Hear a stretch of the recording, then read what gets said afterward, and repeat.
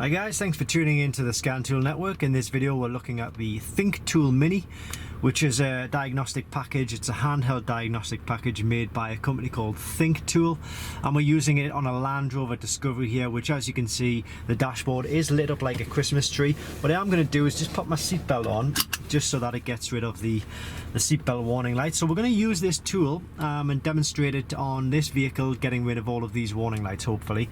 If you are interested in this tool, there are fakes and clones, unfortunately, on the market, and they can damage your vehicle. So if you want to make sure you're getting the official and genuine tool, make sure you use the link in the description below this video. Okay, it's quite good because you can hold it in this hand, and you can it's a touch screen system, so it means it's very easy to handle. Okay, so what I'm going to do is I'm going to click on the Diagnose option, and we'll find our manufacturer. Now, this touchscreen is quite sensitive, so I would say just try and be as precise as possible. It covers a lot of manufacturers, so we're looking at Land Rover right there. And it's connecting to, oh yeah, sorry, one thing I didn't say is that it's a Bluetooth kit, so the dongle actually normally sits in there. You pull it out, and we have it currently connected to the diagnostic port, which is down there somewhere. So that is how it connects. It's a totally wireless tool. So we'll click on manually select. We're going to manually select our vehicle, which is a Discovery. It's a Discovery 3, and it's a diesel V6. Now it says that it's reading the VIN, but I found that a lot of these tools can't actually read the VIN number in this vehicle.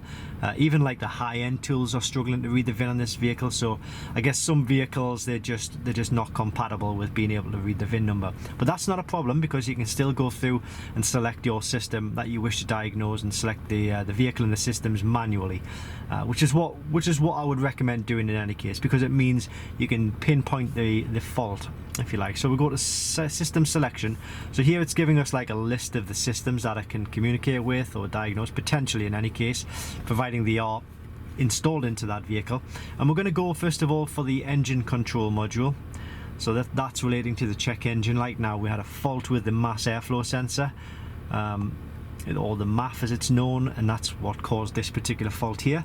So we put a new mass airflow sensor in, and what we're going to do is just go to back, and we're going to click on clear fault memory, and straight away there, normally it gives you like a warning, are you sure?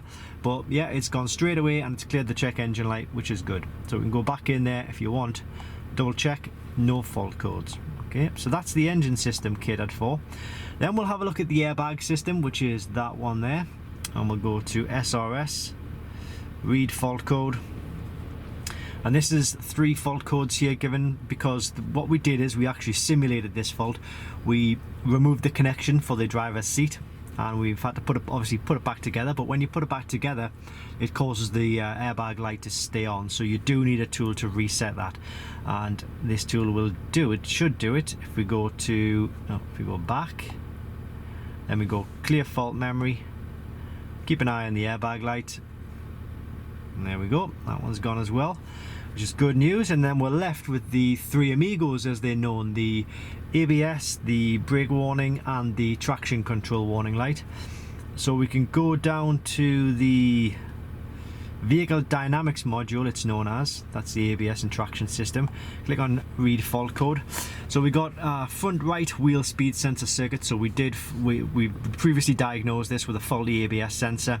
We put a new ABS sensor in, but we just need to get rid of the warning lights and the fault code. So we go clear fault code. Clear fault code, the DTC clearing succeeded, but you'll see the warning lights are still on the system. If we go back in and double check, it's telling us they are not there anymore. That's because this system does require a restart of the engine. So if we just, you'll see all of the lights are on right now.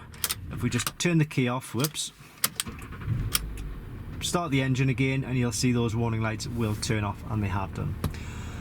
So it's a good report from this tool. You can generate health reports. You can do all.